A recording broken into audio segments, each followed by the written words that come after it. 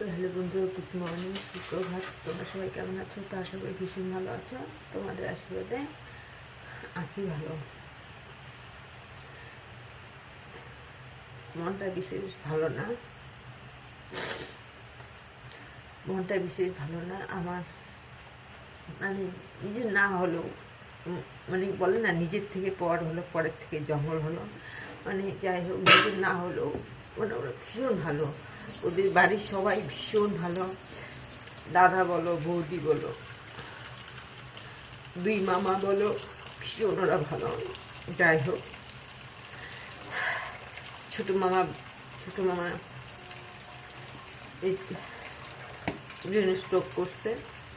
স্ট্রোকে কালকে মারা গেল। রাত্রেবেলা খবর আসছে। এত বৃষ্টি যেতে তো পারে নাই, বাড়িতে তো মা মেয়ে থাকে। মানে কি আর বলবো, কাজের কোনো এনার্জি আসছে না। মানে ওদের বাড়ি মাসে হলো একদিন দুদিন যায়। আর মেয়েকে যখন স্কুলে নিয়ে আসি, চাইতে আসতে দেখা হয়, একটু হাসে, ও হাসে, একটু আমি হাসি, টাকা দেই, এটাই।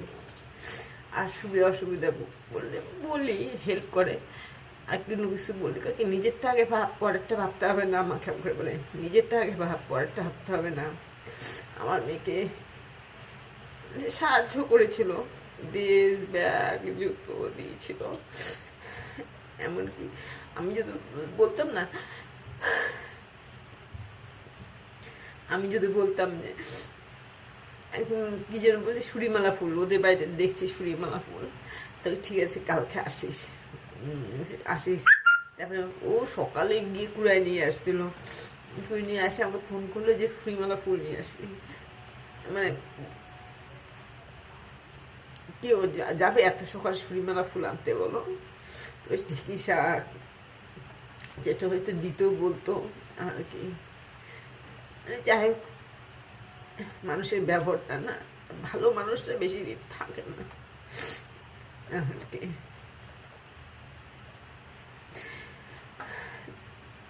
দেখতে পারলাম না তো, দিনে হলে তবু যেতে পারতাম। তো দাদা ফোন করে বললো, কি যাবি নাকি? গাড়ি নিয়ে পাঠাবো নাকি? আমি না, থাক, যাবো না, এটাই।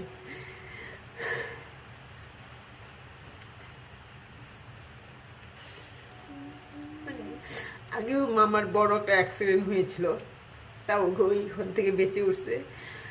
আজকে এবার আর বাঁচাতে পারলো না। বৌদি অনেক কষ্ট সহ্য করলো। বৌদি অনেক কষ্ট সহ্য করলো।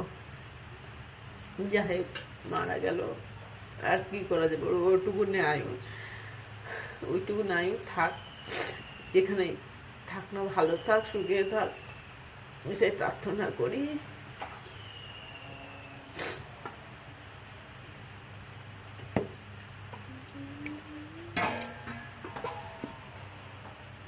সবাইকে ভীষণ হেল্প করতো।